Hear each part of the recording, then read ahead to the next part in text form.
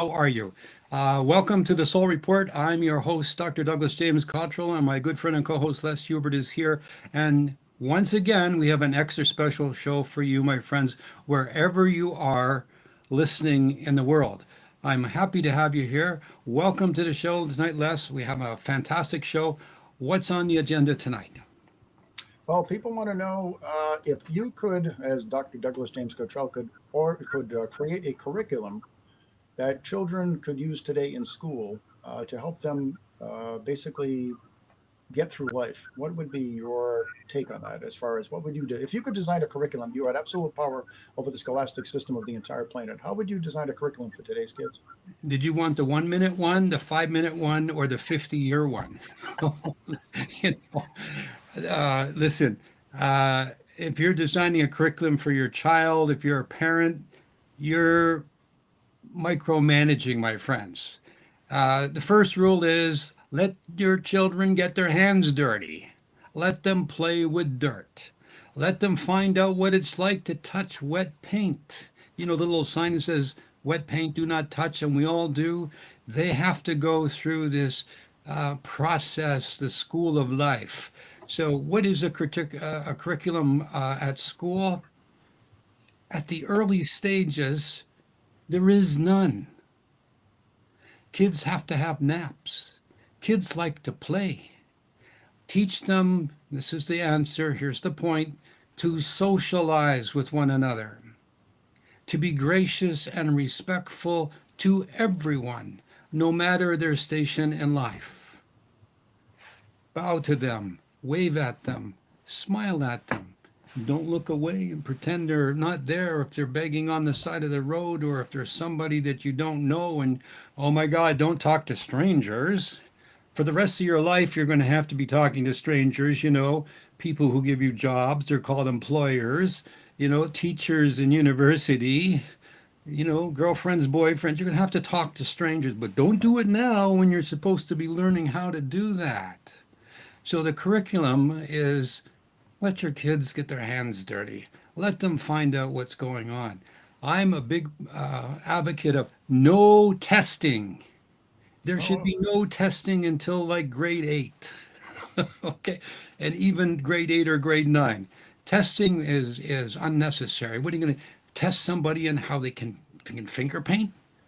Come on, people. So the curriculum would be to let the kids play, socialize with them, let their curiosity develop.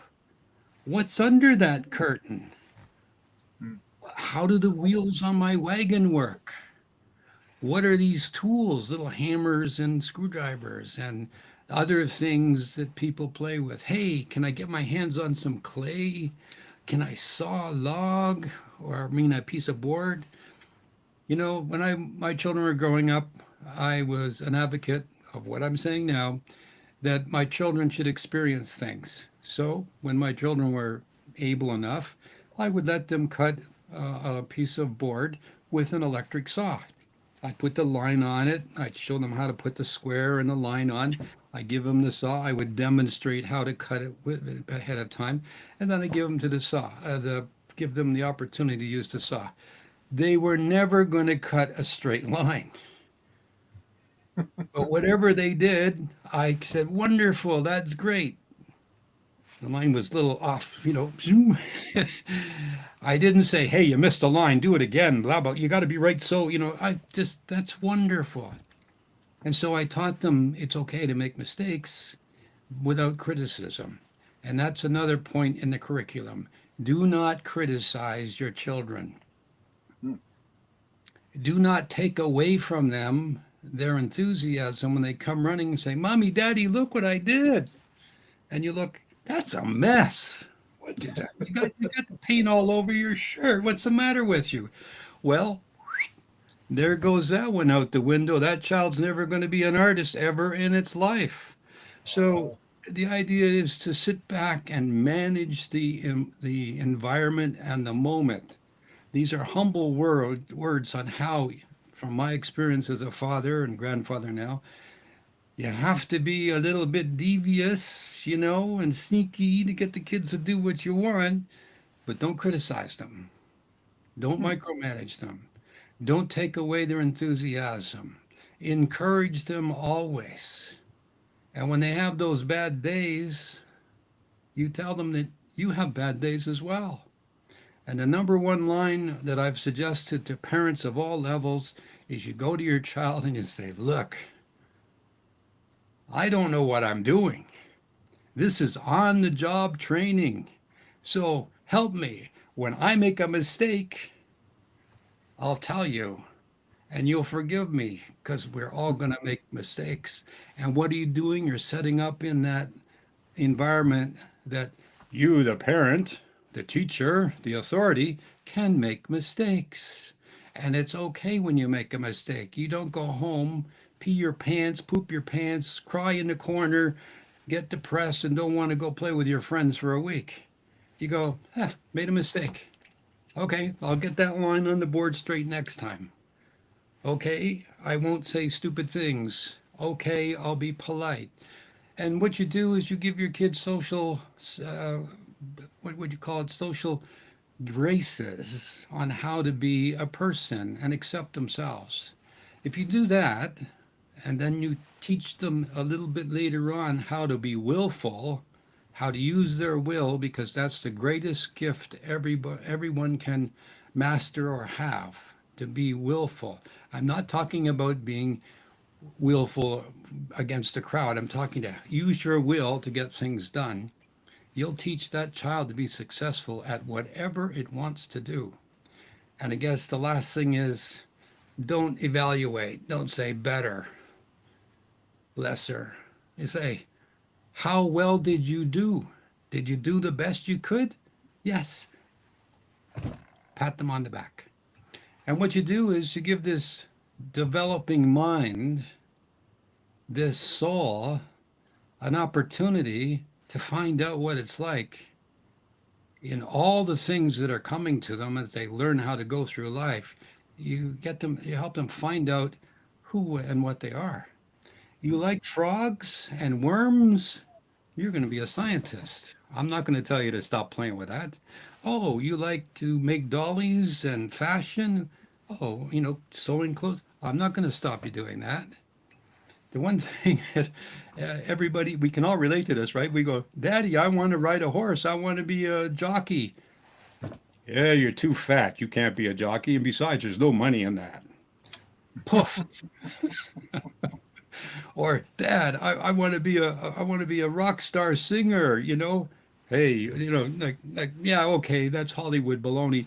I want you to be a carpenter, a lawyer, a doctor. How many times, my friends, has this happened to you? Or do you know how many times or how many people has this happened to, where people go to school and their parent says, you're going to be a doctor, lawyer, whatever, scientist? How many people do you know that they went through school because that's what mommy and daddy told them to do, were paying their way? And when they got through school, here's the point, they never ever finished doing what they were trained to do. They made a sharp left turn and they went and sold carpet at the Home Depot and they were happy. How many times do we know or know of people who do that? I'm not making this up. We all know. I can see people out there nodding their head and say, yeah, I was supposed to be a scientist. I hated it, so now I'm in radio. I just love it. Or I've got my own show, and by the way, I do crypto. Oh my God, don't tell anybody. What were you going through school for? Well, I was going to be a veterinarian. I can't stand cats. Oh my God. Poof. So if you can establish the curriculum in the way I've just, in a very casual, maybe a humorous way, the lessons are serious. Don't take anything away from your child by telling them they can't do something. Or when they come, when you're beaming with bright lights about how they just did something, don't say you could have done better. How many times back in the day when I was growing up, you came home with a report card? A was good. That was the best. B was pretty good. C was average. D was you need to try harder. And E was, oh my God, E for effort? No, no, no. E was bad. Okay. And you came home and you were like ashamed to show mommy or daddy that you had a couple of D's or something like that. I mean, think about the implications that's being put on somebody. Mm. You're ashamed, you failed. Well, it wasn't your fault. The teacher wasn't doing a good job. That was Right. my take. I ran for school board. I wanted to be on the school board. I had ideas and thoughts just like I'm expressing now. And I said, no child in the world should fail a grade and have to repeat that year. It's humiliating. Mm. You ruin that kid's life in grade three and they're like 8 or 10 years old. That's terrible. I said, if somebody's failing, it's the teacher's fault. And I spoke to teachers, and they know, well, there was a fellow named Matthew. Matthew seems to be the word that if there's somebody named Matthew, that's a troublemaker by association of the name Matthew. I was like, what? His name's Matthew. But it seemed to be the word was out in that time and era that I was growing up, that people with Matthew, well, they were hard to get along with. But anyway, if a child was failing, the teacher wouldn't go and give them extra attention. A, because there wasn't enough time, the class was too big, or for whatever reason. But that's exactly the kid that needed the attention because you find out at home, daddy's beating the heck out of mommy, Mm. or daddy or mommy are drunks, or something else is going on, like they're being beat up on the way to school, and somebody in the same school is stealing their lunch money. There is a problem. There is a need for that problem to be resolved. And of course, I'm now going back in time. Maybe things are a little different here now, but I think life is the same no matter what. Attention needs to be paid. And if a child is failing, hey, teacher, and God bless the teachers, they're the best. They got to put up with they have to have the patience of Job to deal with kids who are all screaming and memeing and all over because kids are curious. But a teacher who is letting a kid fail, that's the one I want to talk to and say, maybe you ought to go on down the road and sell shoes for or something like that. Right. Anyway, there you go. There's the all the problems on how to teach your child a curriculum in life when they're in school. And we're talking primary life, and because in the primary life, the primary grades, once you teach them these good things, these ethics, you don't have to teach them again. They go through to high school, university, and life because they have these self esteem tactics, the ability to forgive themselves and not to set high standards that they're never going to meet, not to try to please some invisible authority, because those are the things that carry on in life. And that's why sometimes people aren't successful in their careers. So it's very important. Let the kids have naps, let them play. No test until they're at least grade 8. Let them show you what they can do, and whatever they can do, encourage it. Because, So would you include the reading, writing, arithmetic along with all that, Doug? well, if you if you have them enthusiastic and you can teach them, show them more. Remember, you don't teach anybody anything. You show them by example, and they become interested in it. My granddaughter, because we don't have writing anymore, decided on her own she wanted to learn how to write. She Oh, the got cursive. curious about Yeah, it. the cursive, yeah. Also, those round things with those two little hands on that go around in circles, and you're able to tell time every day. Yeah, the old analog clocks. She wanted to know what that was all about. So, reading, writing, and arithmetic is encourage the child to explore it. And remember, dyslexia or recognition of figures is more common and prevalent than we understand. People now are thinking with the left side and right side of their brain, so they can get a little mixed up with the B's and the D's. B's have a belly, D's have a bum, or no, it's the other way around. A little so the point being is that if you teach somebody, sorry, if you encourage them and get them curious, and you find out what they like, for instance, reading books. A lot of people want to talk about Romeo and Juliet books. Not me. How about Captain Kidd and Blackbeard? Oh, I love that. How about Scientific journals. Can't wait to find that out. What about astronomy? Let's get a telescope up and see. You will encourage a child's curiosity, and we all know when you're curious about something, you learn about it. You know, this thing we're in front of the computer. I remember Commodore 64 days. That's when computers first came out, my friends. And we were all fascinated by them. They were laborious, slow as molasses, short memory. We thought it was a wonderful thing to see a ping pong back and forth, Yeah, on the screen. That was, oh yeah. my God. And, spell check when that came out, oh my gosh, cutting and pasting. Oh, we couldn't wait to write. What am I doing here? I'm talking about increasing a child's curiosity. In order to do that, you have to find out what is the child curious about.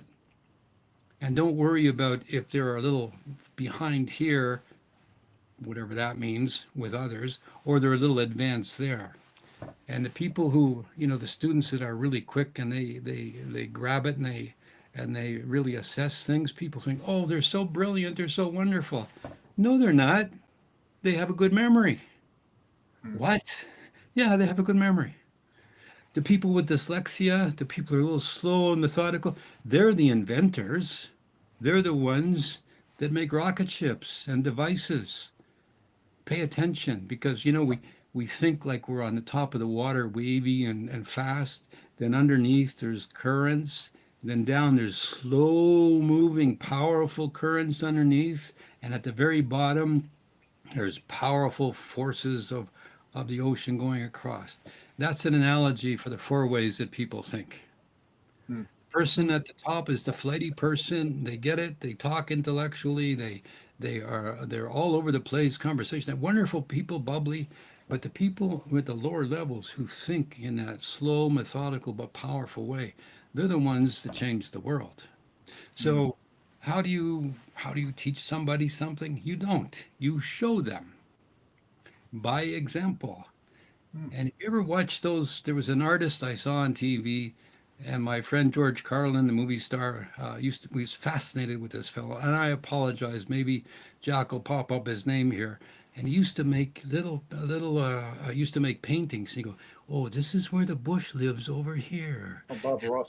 Yeah. Pardon? Bob, You was know, it Bob Ross? I'll The take. Magic Oil painter? He was amazing, and you'd sit there and you were mesmerized by his attention and his process. I never cared much about painting at all until I watched him, and I could, oh, you just take a brush and you go like this, and you got leaves on the tree. Wow. Yeah. Yeah. So all of a sudden, I became interested in art. I didn't go anywhere with it. I mean, my crayons broke, and, what can I say? But the point being is that was something that was fascinating. And if teachers can learn how to teach in that way by Hmm. demonstration and encourage a child's curiosity, whatever it might be, Hmm. they're going to be successful. And that's why the internet is such a wonderful thing.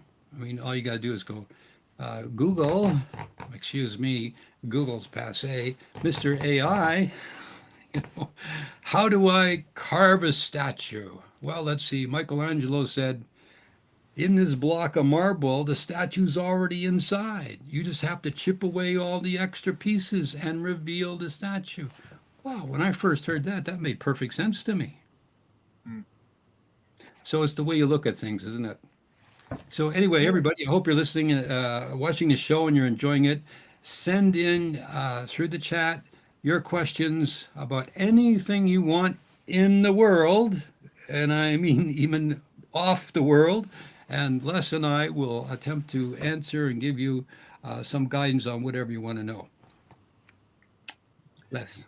Well, the other question they have is now, so if you were to take away the testing, how would you know that these kids were absorbing what they were learning? Just by simply the results of what they were doing, or Yeah, they would do it. They would do it. You because know, the question because I work on I know a lot of teachers, and my mother and father were both teachers. My father taught math, my mother taught English, and they would have a slight problem with one thing. They would say, well, what about the basic skills of because I like your idea. I mean, it's a fantastic idea. It's almost like vocational training for life itself. That's what we're really talking about, Absolutely giving these right. kids so they can embrace life, they can explore life. And my parents are always one. We always maintained a library in the house, and my father said, if you have a question, there's an encyclopedia. Go look it up. Don't ask me. He said, because I might not know the answer. But he said, do your own research. Use your tools. But the most thing I was most curious about was when he was puttering around in his workshop. I'd hear this clink, clink, bang, bang. I was like, Mom, what's Dad doing? Oh, he's building a radio. Really? Zoom. And I'd be down there. I'm like, Dad, what are you doing? And I absorbed that. So it was amazing. And he didn't, I just had to be there and watch him work. It's amazing how we learn. But because I think our basic, I don't know about Canada, but I know the educational system in the United States is based on the old Germanic, or the Prussian system, which basically was, they kind of said it was, and even my parents told me, but they said it was geared to creating factory workers. They wanted us to be able Robot. to get into a factory and mass produce and just tote the bar, pull the bale, and that's it. But there was not really a lot of creativity. So this approach it's this kind of similar to what people do for homeschooling. Well, you've jumped all over the page, my friend. First of all, you answered your own question by saying, I heard my father tinkling out in the workshop. I went out there and I was fascinated. So Yeah. that's how you tell, being an observer as a teacher, that listen, the kid likes radio. He doesn't like library books. He can always read the library, but he can't learn how to make a radio. That's what Marconi's father were talking about him when he wanted to know about radio. They said, "Give it up, son. There's no such thing as radio. You want to put what through the air? Invisible waves? Kevin, give me a break. Go back and start chopping. There's wood out the back there. Hit the wood pile. Start breaking that up. That's your waves in the air." So, you asked the question, how do you evaluate people? Hmm. Well, they show you what they can do. Why should So we you live? think that they would learn the basic skills along the way, like the reading, the writing, the Have arithmetic, to. right? They have Yeah. to. They have Yeah. to read stop signs when they're driving a car. They have to read the traffic lights. They have to drive between the lines. I mean, who teaches you that stuff? You don't. You are experiencing it. Hmm. And so when you want to evaluate somebody, you say, here's a piece of wood, make me a bench. Hmm. And Yeah. the person makes a bench and say, you pass. Hmm. You Hmm. didn't get 80% on making a bench because it had a couple of splinters. You made a bench. Ta-da! You are Hmm. going to get better. And this is something a long time ago I learned, and I've mentioned this to people before. Tell me this. There's a young man, and he's got a job. He's been hired on now as an apprentice plumber. Okay? He goes to work on the first day. Is he not a plumber on day one? Yes, he is, because he's not fixing trucks. He's not flipping burgers. He's on the job as a plumber. He doesn't know much at all, Hmm. but he knows there's Hmm. pipes, there's tools, and water goes through pipes, hot water, cold water. And eventually, as he goes through his apprenticeship, he learns by exponentially, experientially, I think is the word I'm looking for, on how to be a really, really, really good master plumber.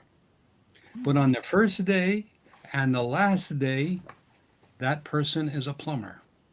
Now, what we would normally say is, hey, he's day one. He doesn't know jack. He's just, he doesn't even know which end of that wrench to hang on to. Well, okay, but a little time will go by, and that man will be a master plumber, and Hmm. he'll know everything about the trade because he will have what? Experienced everything. Hmm. Yeah. He's done everything over time. A pilot is the same. The first day somebody sits behind the controls of an airplane and they say, okay, the instructor says, take off. And they push the throttle on. The propeller goes, they pull on the stick and they lift up off the ground. They are flying that airplane. They're a pilot. 6 minutes they've been sitting in the plane and now they're flying through the air. They're only going to get to be air traffic control pilot, a more qualified pilot, being able to qualify in different airplanes by doing what? Flying them, Yeah, practice. taking Yeah. time. So, my friends, that's how life is. If I've said this before, make a living with your hands if you can, and you'll always have something to fall back on, Mm, whether it's making radios, or whether it's massaging people, or whether it's building birdhouses. I mm, once gave that to a client. He said, you know, I like carpentry, I like wood, but I don't know how to make a living. And I said, build birdhouses, get some scrap wood, cut them up in little pieces, put them together, and people will like it because the wood's all, weather beaten, looks mm. good. The birds will like it because it looks a little bit more like a tree than a shiny, brand new red painted plastic birdhouse. And the person made a fortune. Wow. Wow, excellent. They knew how to put four sides in a roof and cut a hole in and put a little pig in there, a peg, Yeah. and they were selling it for $15 or $20. They made a fortune out of Wow. scrapped wood. So there's always a solution. There's always an alternative. Well, we Anyway, have a everybody question out from there, our audience. send in those questions. We want to hear from you. We're going to have the reveal part coming up at the show. Stay with us. We got about a little bit to go. We're going to talk some more. Hopefully, our producers got some questions saving up for everybody. Join the chat, email them in to us if we can do that, but we want to hear them. We're going to have the reveal. We want to say thank you to Mary from last week and Colleen and also Cheryl. And we had a nice comment from our good friend Larry, who produces the Sacred Scroll newsletter. And I want to shout out to Dave and also to Doug and everybody who's listening. Keep up, and don't forget, everybody, like us, subscribe to us, and be our friend, and we'll mention your name on the air here. Okay, so here we go. What's next, Les? Well, we have a question from our audience. They want to know, what is the best way to correct or discipline a child? Should we have them stand in the corner or hit them on the bottom, or are there other ways? Okay, let's see. Would you like somebody to make you marshal you into a corner and make you stand there, and you're sitting there in the corner as a little kid, and you're saying, "This is stupid.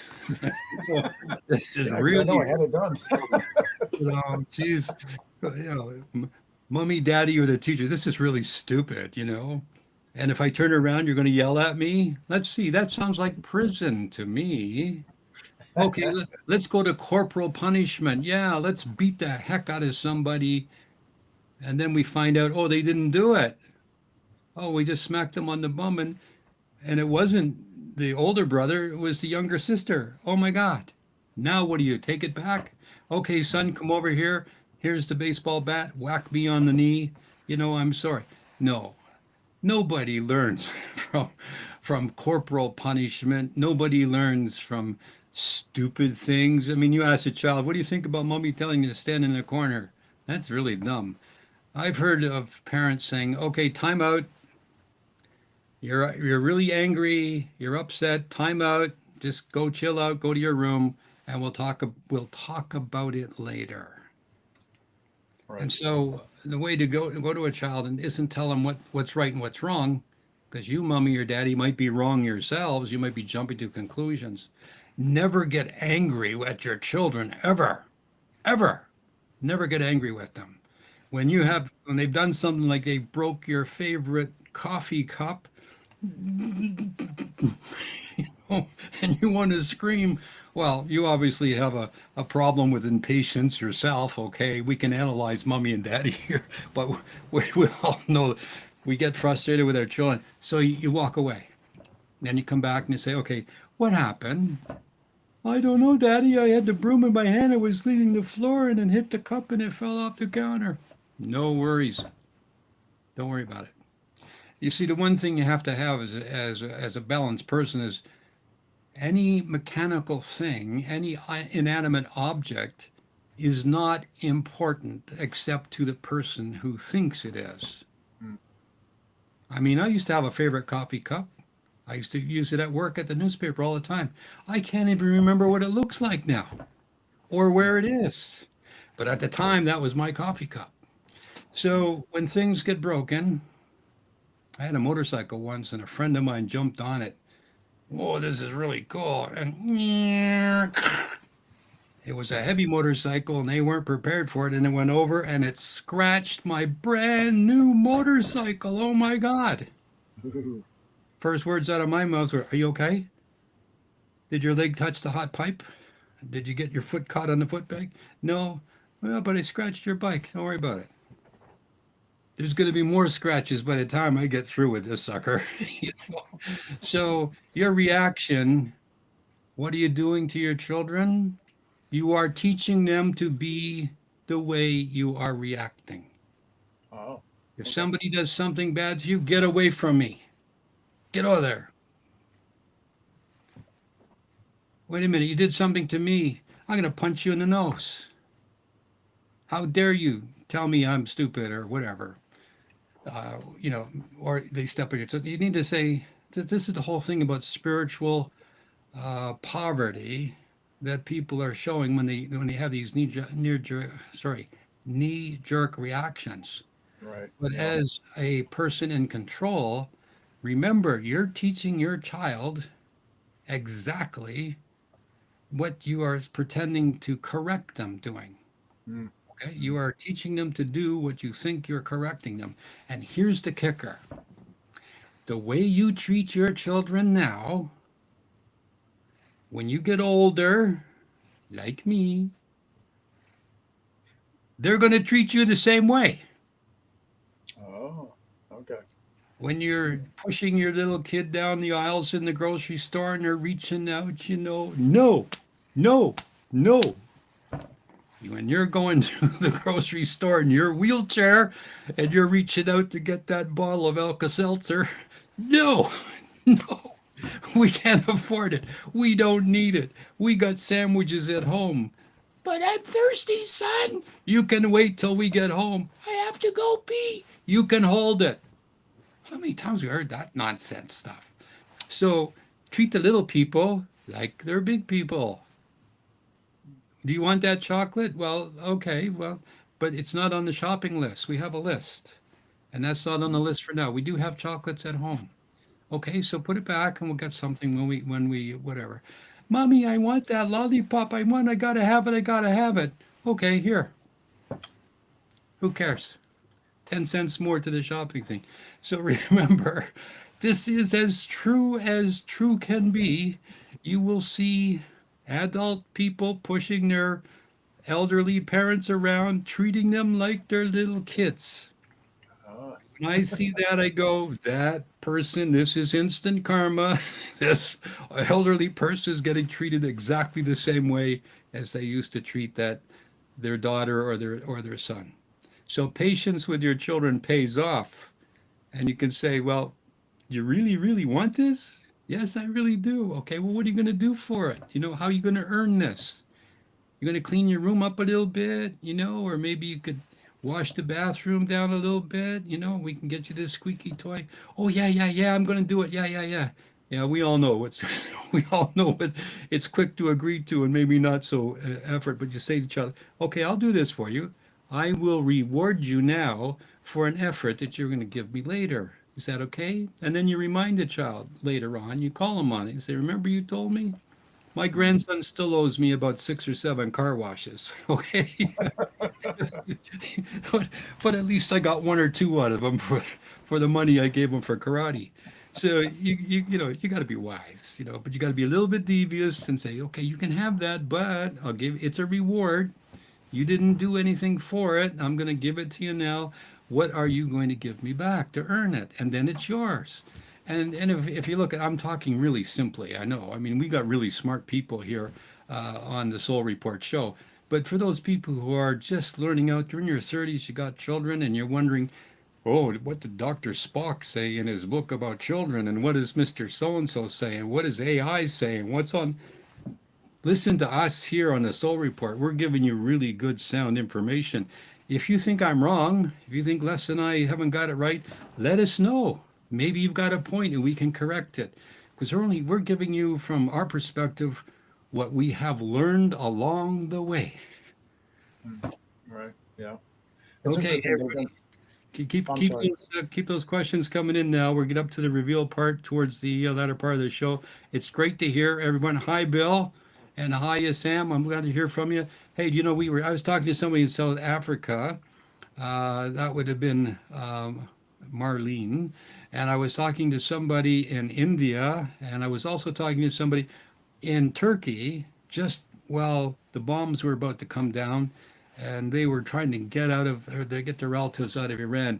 I hope everybody is safe wherever you might be in the world as we go through this time that is really, really the world is changing right now. 48 hours ago, the world changed. It's the summer solstice. The world season changed. But the world is not the same right now. We are headed towards the things I predicted in my book, The New Earth.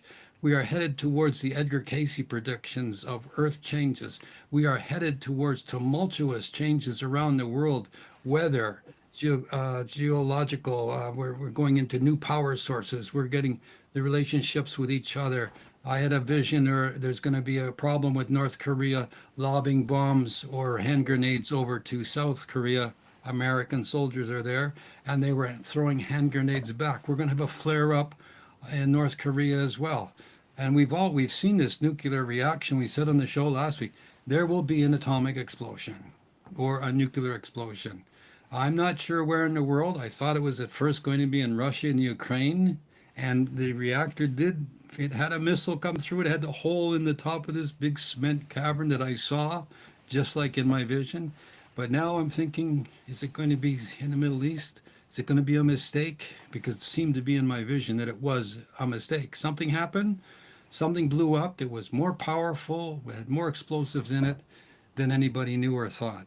And that's what we're talking about now with all this stuff underground. We don't know what's there. I'm talking about we, meaning the military and the minds that are smarter than us, and the ones that are sending high explosives into the earth, rupturing the planet. You know, this isn't just boring holes down and blowing things up in Iran.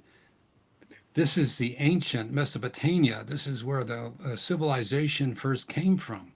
And here we are messing with our wonderful, beautiful planet by throwing these gigantic bunker buster bombs down there. I'll bet you those reverberations are going out all across the planet. So I feel sorry for our world. Anyway, Les. Oh, we have a few other questions here from the Mini Med Kids channel. This is kind of like right out of left field. Since it's the baseball season, I think it's pretty appropriate. Is what did Ingo Swann see on the other side of the moon? Say that again. Ingo Swann, I believe he was a remote viewer. Matter of fact, I think he just passed away a little while ago, if I stand correct. And he was a remote viewer. I think he worked for the CIA at one time. And he just, I've read one of his books. And this person wants to know, what did Ingo Swann see on the other side of the moon? I don't know. We'd have to ask him. Okay, if you want to move on to the next question. What I saw on the other side of the moon, that it was, it was the dark side of the moon or the white side of the moon. I saw in the future people will be living right on the equator between the dark and the light. They're gonna live in the dark, right in the, I don't want to say twilight, but it was like a knife color.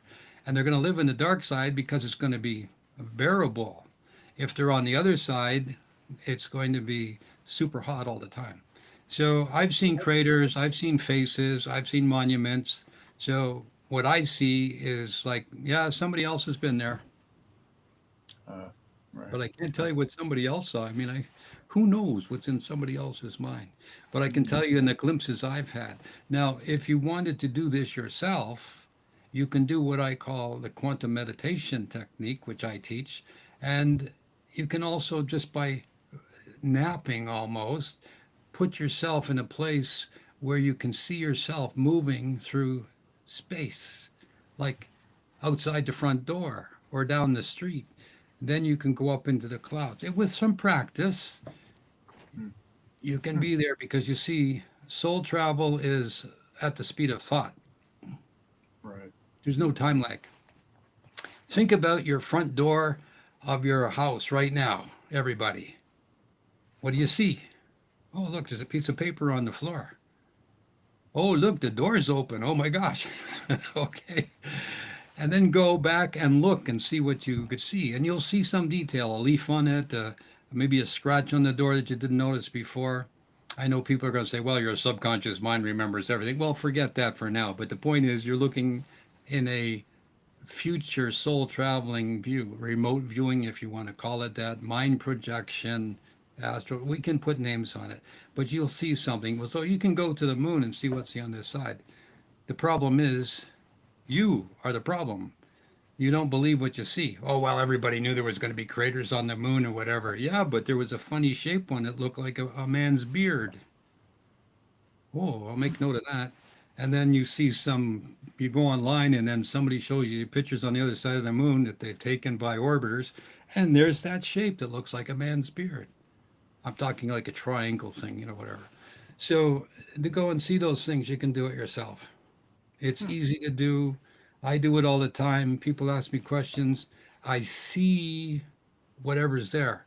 I don't see myself going there. It's not like, okay, I'm going to take a flight and I'm going to go to the airport, get on the plane, and then go to Hawaii and then sit under a palm tree with a coconut. I see Mhm. myself under the tree with a coconut. Never mind the trip. That's how you soul travel, and everyone's able to and capable to do that. So when somebody asks me what somebody else saw, back to the point, I don't know, but I only know what I saw. Good Right. question, Well, though. Good question. well, circling back, you mentioned, that instant karma when you see these people wheeling now their elderly parents down the aisle in the supermarket. This is kind of a question relating to karma, but it has to do with Jesus. Was Jesus governed by karma? And please explain. Jesus believed in redemption, but didn't Jesus believe that one is forgiven for one's sins? Okay, I'm not Jesus. I don't know what he believed. Okay, but from the teachings that are recounted, remember, Jesus didn't write anything in the book, in the holy book. He taught by example his followers, and they were inspired through meditation and through their observations of him. And then they wrote down what they uh, believed was the spiritual truth. So, not to get on a tangent like that, I'm just trying to keep an open mind. The Christ was the Messiah. The Christ was God like, as we all are. We all have a divine soul inside. He was awake, fully, fully aware, fully realized, fully self realized. He was an avatar. So, if we can see it in that sort of vein, then we can say Jesus believed in redemption and a few of the other things you were saying. So, yeah, I mean, do we forgive people? Of course. Do we follow the teachings of the Christ? If you prefer to follow the Christian teachings, yes, you do. What were some of the other points you want to know about? Well, was he governed by karma? Oh, yeah, that's important. No, he wasn't.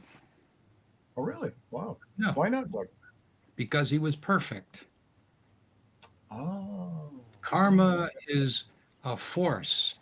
It's the left and the right, the dark and the light, the good and the bad. And you're like a ping pong ball going forward, bouncing off the walls, okay? Between good and bad, light and dark. And as you get more towards perfection, the walls close in on you. And that back and forth becomes a very narrow bouncing. But at the end, there is no bouncing because you are perfect. You don't need any correction. Mm, You're there.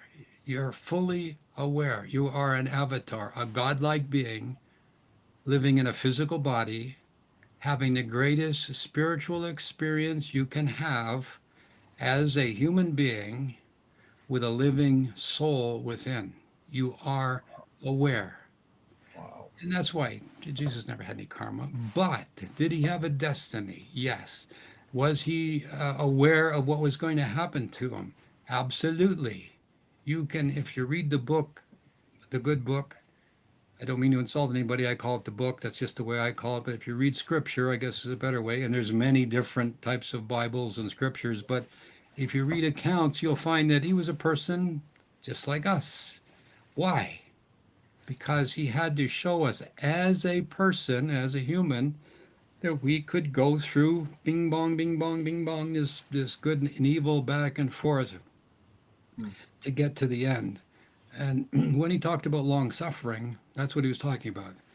The good, the bad, the good, the bad, the good, the bad. And people who are on the path have terrible lives. They're rejected by their family. They're belittled by others. People are jealous of them. They constantly try to do good for everybody. And the people they do good for are, they give them back ingratitude. And it's terrible to be hurt like that. But they keep going on because this is the path. And so as you keep going on and you have all these troubles and you go like, hey, I'm still hopeful, I'm still trying to do my work, God will intervene in your life with visions, visitations of divine beings, all the metaphysical and spiritual aspects and gifts that are recounted in the scriptures, clairvoyance, wisdom, being able to see angels and communicate with divine beings, all there in Corinthians in the good book. It's there, including speaking in tongues. I haven't quite got that one figured out yet because I don't know what kind of languages they speak up there, but I'm it might be something else metaphysically speaking. But the point is they're all there, and you're supposed to, as a devout spiritual person, learn all Hmm. these spiritual gifts. And you know, one of the I'll give you an example. You know, you develop telepathy. Maybe you develop clear audience, hearing Hmm. voices, hearing comments, and somebody's standing in front of you and they're telling you stories, and telepathically you know they're lying to you. Hmm. Hmm. That's long suffering. And this person lying to you isn't a bad person. This is your friend. This is somebody you know, and your heart just goes, "Oh, why are you doing this?" But this awareness is the whole idea, to understand and become aware. We call it the psychic newspapers. When you have visions of tragedies in the world, it's not you causing them, it's that you're perceiving them. And why are you perceiving them? So you can go tell people and warn them. That's what a prophet does. They speak for God, not as God, but for God, and say, look out, as I have done throughout my whole life. My books at douglasjamescottrell.com, the New Earth book, is a stunning book of revelations. There's still more revelations to come true, but just about everything up to date has happened as I forecast back in 2011 and before that. So the point being is that, does Christ have karma? No, he's perfect. Why is he perfect? Well, I think it was Casey and my mentor Ross Peterson said it took him 33 lifetimes to get to Wow. be a perfect soul. And he was trying to be perfect right from day one. And when I Wow. say perfect, I'm not talking about an evaluation perfection. I'm talking about perfecting his spiritual being so that he could become Yahweh. Okay? Yeshua, I should say, rather. Yahweh's God. Yeshua, so that Yeshua is the Savior. He's the first soul, according to what I know, that found a way for all the rest of us to get out of this place. Oh, wow. So we don't Hmm. have to keep going around and around on this little um, reincarnation wheel. I don't want to use the word reincarnation because this previous experience, but little hamster wheel. That's the word I was looking for. So he was perfect and he showed us the way out. And that is why the Christ became the Messiah. Oh, Yeshua, his proper pronunciation, is a holy name.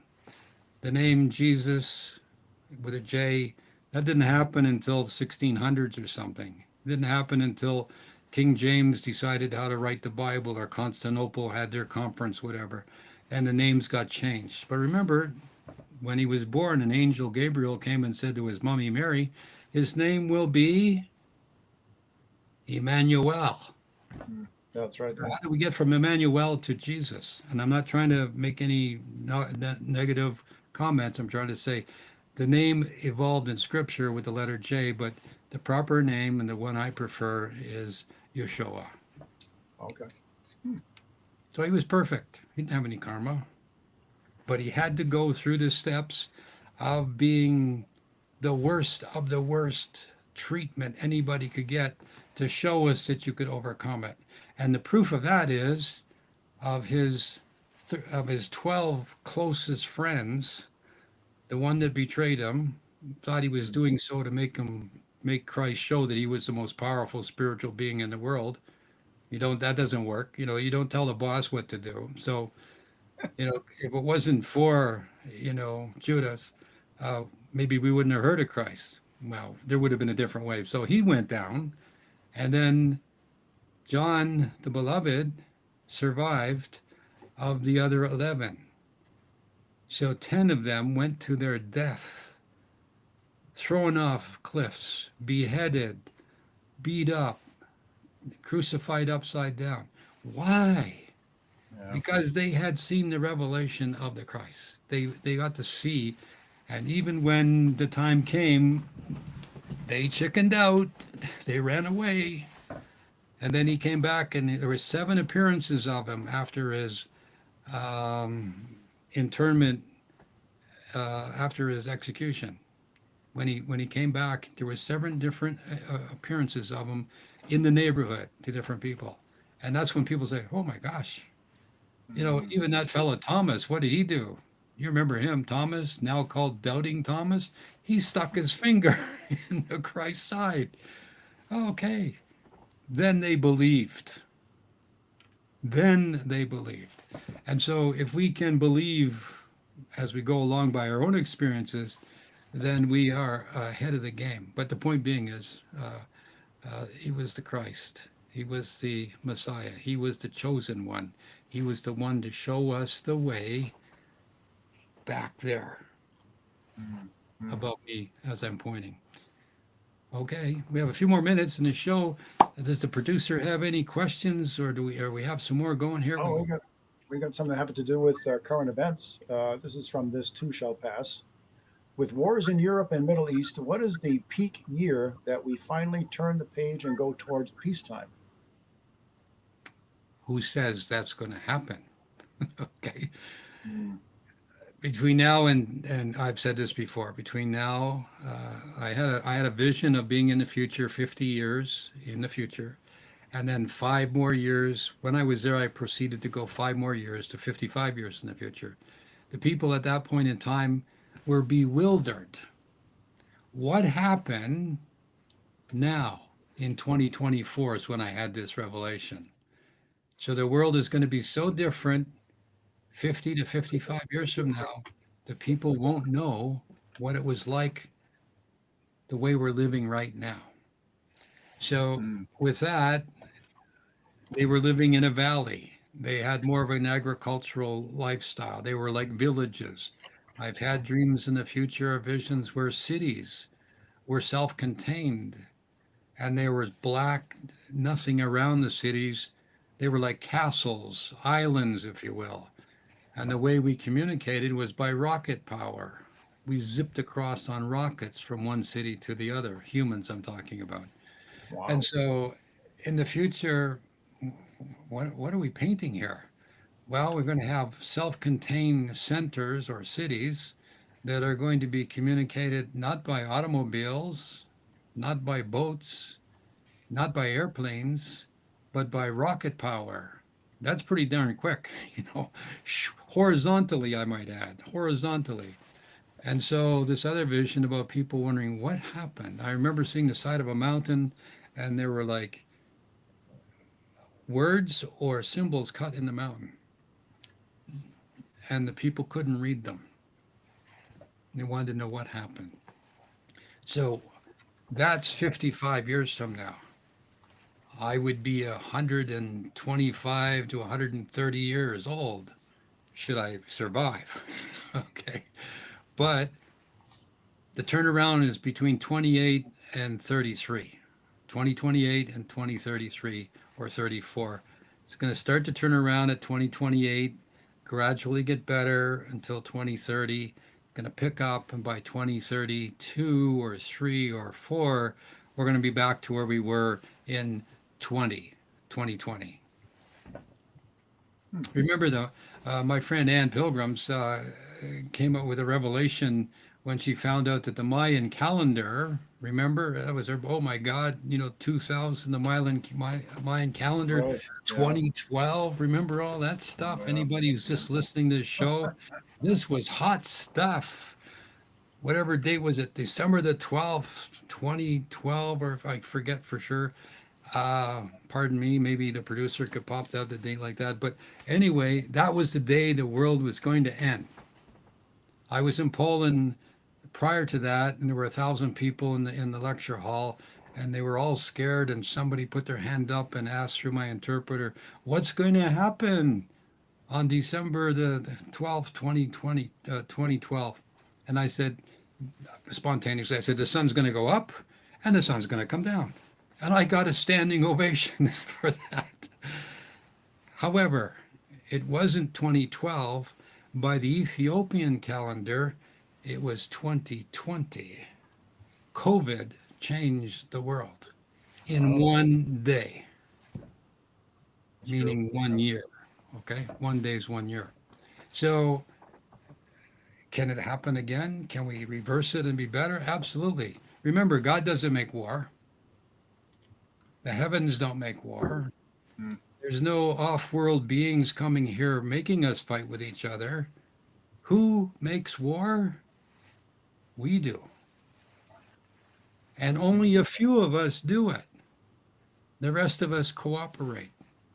I'm going to say that I find it very difficult to see these times in the world that are happening now with the secret police that are going around grabbing working class people off the street and putting them in camps.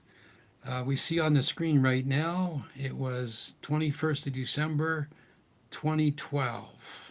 That was the, maybe less, you could read that. It says the 2012 phenomena was a This range day of, was regarded as the end date of the 5,126-year-long cycle in the Mesoamerica long count calendar. Interesting. Wow. yeah, there was a Very long interesting. count and a short count. I remember a little bit about, thank you to our producer, Jack, for putting that up Yeah. there. Thank you, Jack. That was it. That was like the most important thing. And, Mm. it came and went.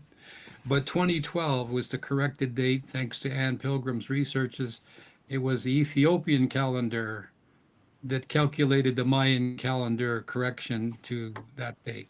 Okay, I could be Oh, right, could be wrong. But anyway, back to my point. I'm getting really upset at seeing masked big bully soldiers, big bully police, the secret police that are in the U.S. of A. now, grabbing people off the street who are gardeners working at Home Depot, who are working hard people in fields and trying to make a living, and they're being um, beat up. I don't know for sure, but maybe their assets are being confiscated, and then they're sent away to faraway places. I understand the Supreme Court today had a decision saying that the president can send people off to faraway prisons, in which the people who are immigrants have no affiliation with that country.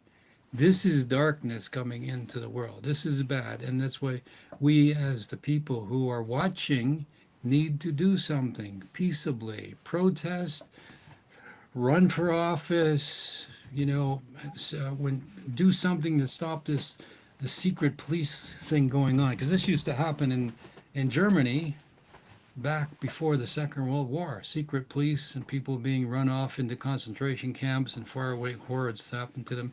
It's just history repeating itself. I'm not trying to draw parallels. I'm saying this is an opportunity that people in all across the country can do something about now that can change the way it is. But 2012 came and went. This time will come and went. This administration is here now, but it will come and it will go, and the world will be going on. But something's going to change this planet, that in the future, 50 to 55 years from now, the people at least in my vision, we're going like, what happened? You know, what happened? So we need to be careful. Be prepared. Be like the Boy Scouts. Be prepared. Have I've said this how many times on the shows? Last on the coast to coast shows I've been on the other media's major media I've been on our blog talk radio show that I did for 20 years and the wake up call and our YouTube Soul Report Global Village report that we've had. We talked about this stuff and it's like be prepared. Gold and silver is going up. Well, gosh, it's 32, $3,400. It's on its way to 4 or 5,000. Gold, I'm talking about. Silver's at 32 to 34. It's on its way to 50, which I had predicted before years and years ago.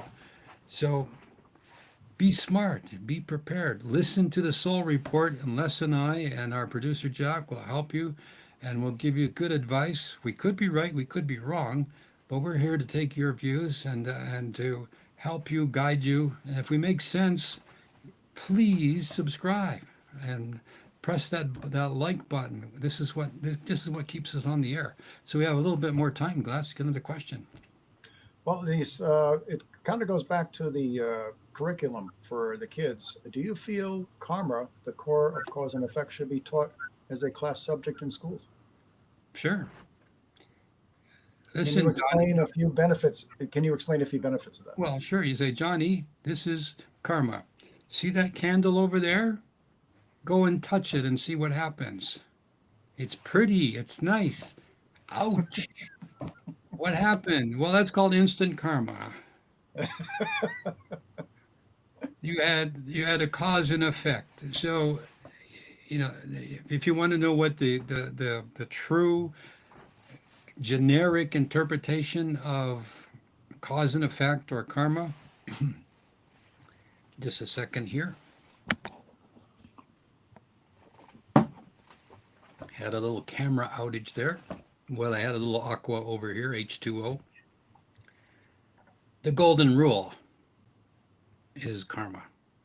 Oh, okay. That's the golden rule is karma. Do unto others what you would like done to you. Right. And that's the same way in life. You keep doing things you would like happen to you, then only good things are going to happen to you. You do things to other people that you do not want to happen to yourself. Mm. Okay, cause and effect. And the reason there are circumstances, there are conditions as to what you do is to do what? To let you bounce off that wall of good and evil, light and dark, so you move forward. I mean, some people can sit there and just go boing, boing, boing, boing, boing, boing, boing, boing, boing, boing, boing, and not go anywhere Right. for 1,000 lifetimes. And then they get it. Oh, take a step.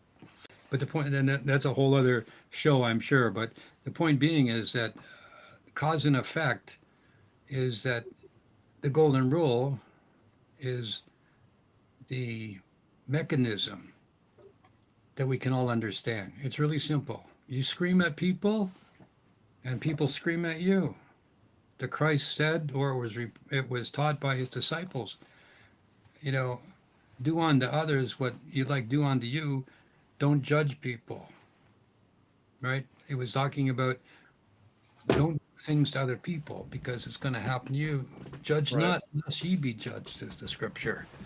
Sure. And if you're really, really smart and you come and you listen to the Soul Report live show, you will pick up a few things and you will see in front of you a demonstration of somebody criticizing somebody.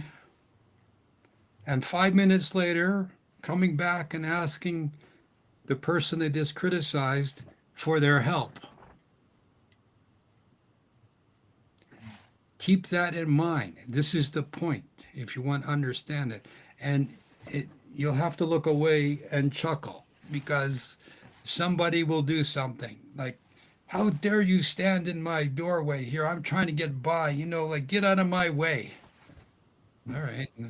And the person goes to leave and they drop a box on the floor. Who picks it up?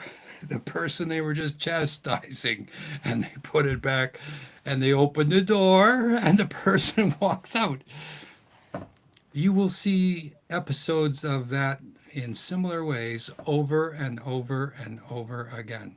But it's so common occurrences that we miss the import of that. And you will listen to yourself. You'll talk about, my best friend so and so. They're always doing this. They're always, like I always have to pay for the lunch or whatever. And then, hello, best friend. Can you come over and help? I'm moving on Saturday. I need a little hand with the couch. Yeah, I'll be right there. Oh my gosh. That's what turning the other cheek's all about. So the point being, my friend, is that you know the best, simplest way to understand cause and effect or consequences to your action is to observe. And then when you get it, when you see it in action, you'll start to maybe believe it.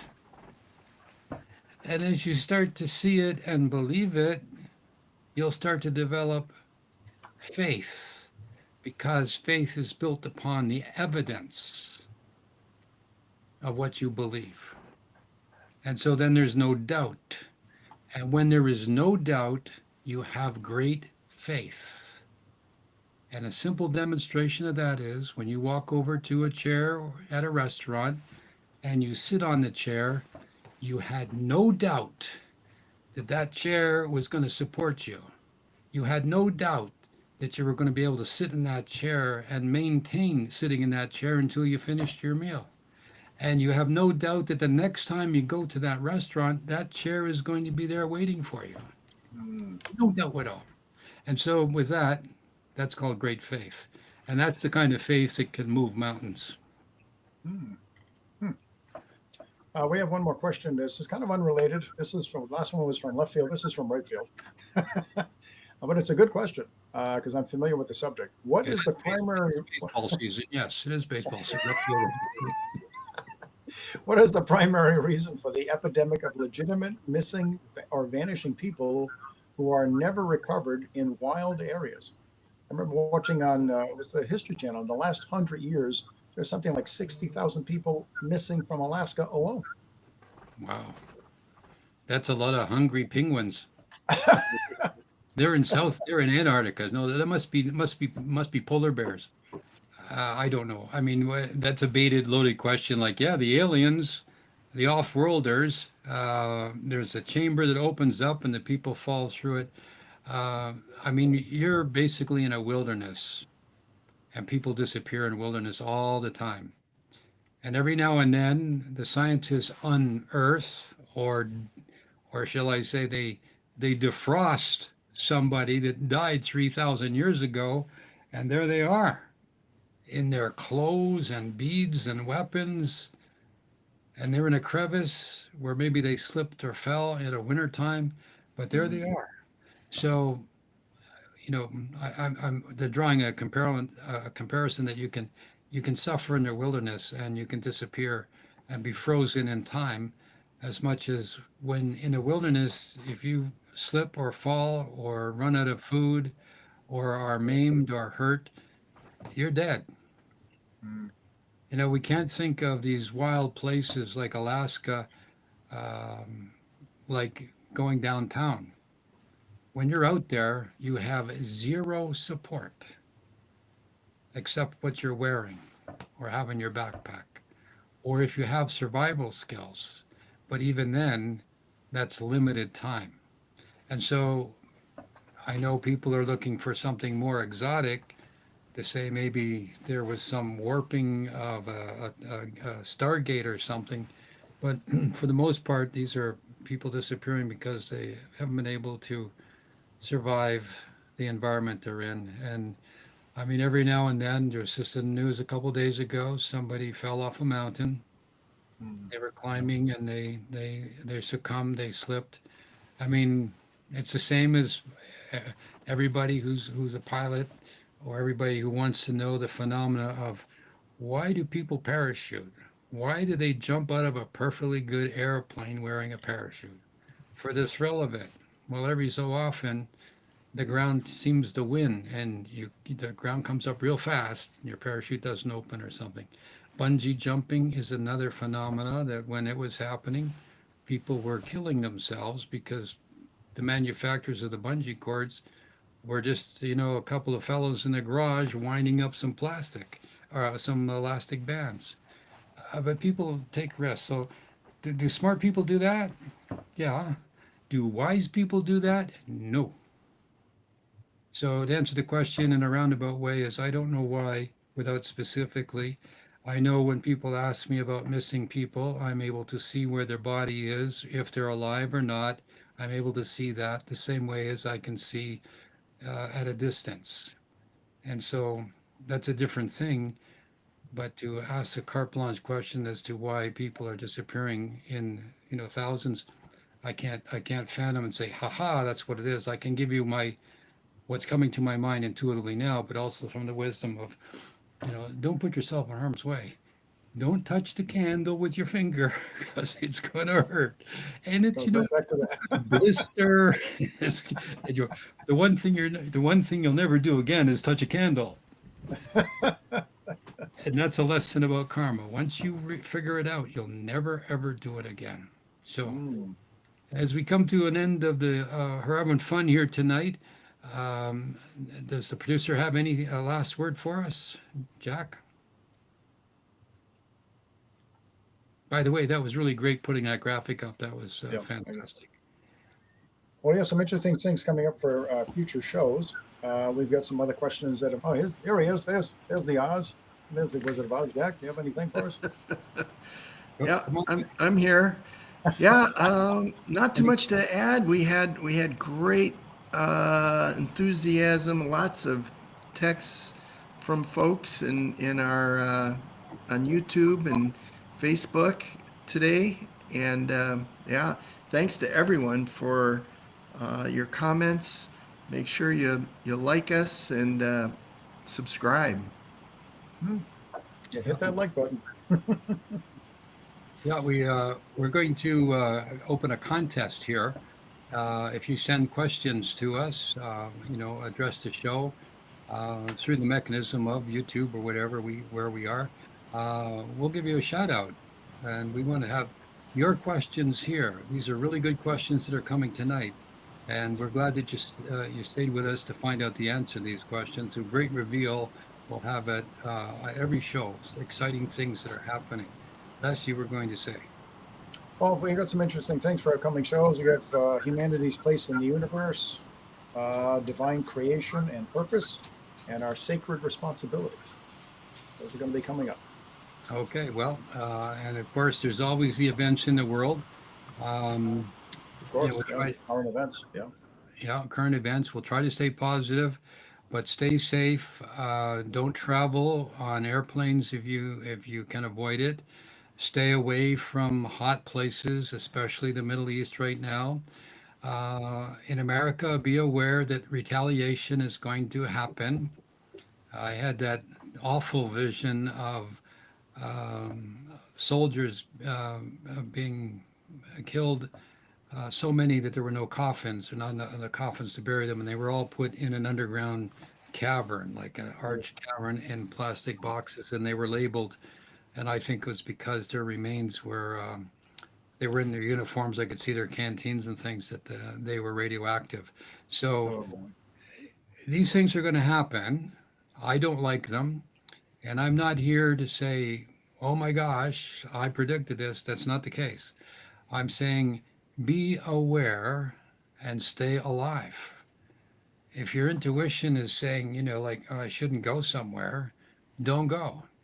Right. If you have a dream that tells you to cancel your trip, if you have a voice that says, watch out, if you feel just like antsy, leave the proximity you're in. Now, these are all occurrences that people who've taken my courses and people who have developed themselves over the years, because I've been teaching a quantum meditation course, it's an everyday awareness thing.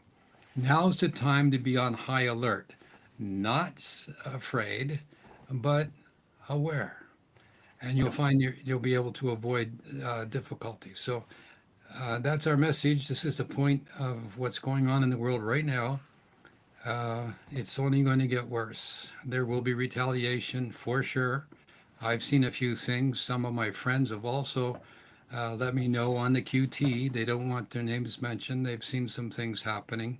The administration is going to suffer some difficulties. But you, my friends, stay tuned. Keep watching our show. I know it might sound self-serving, but we're here for you. But if you stay with us, we'll be able to give you heads up and alerts on things that come to us. But in the meantime, we have to look out for each other. We've got to be one for, like the Musketeers, all for one and one for all. Yeah, very true. Okay, well, unless there's, should I say good night and to my good friends, Les and our amazing producer of the show, Jack, who's behind the scenes here. Listen, if you, it's great to have you. Great to have you guys to have this opportunity to be with you, my friends. So everyone out there, if you've enjoyed the Soul Report Live, and we've touched your heart, your mind, or helped to awaken your spirit, do us the favor and take a moment to like this video, subscribe to our channel, and click the notification bell so that we can let you know when we're back on the air. We're going to be back here same time next week, right here on this channel. You can follow us on social media. We're on Facebook, Instagram, X, formerly Twitter, at Douglas James Cottrell and at The Soul Report. Please share this episode with someone you care about, and you might just give them something valuable, a memory, a little gem of wisdom, or a laugh. It's great to have you on tonight with Jack, Les. It's great to see you. Hey, everybody, stay tuned. See you right here next week. God bless, peace, and prosperity to you all. Did you know that Dr. Douglas James Cottrell has several other weekly channels where you can participate? Check out his Sunday International Spiritual Healing Service on Zoom. And you might also enjoy the Wake Up Podcast, exploring human consciousness, awareness, and intuition with Dr. Douglas and co-host Les Hubert. Just go to douglasjamescottrell.com and select the link to the material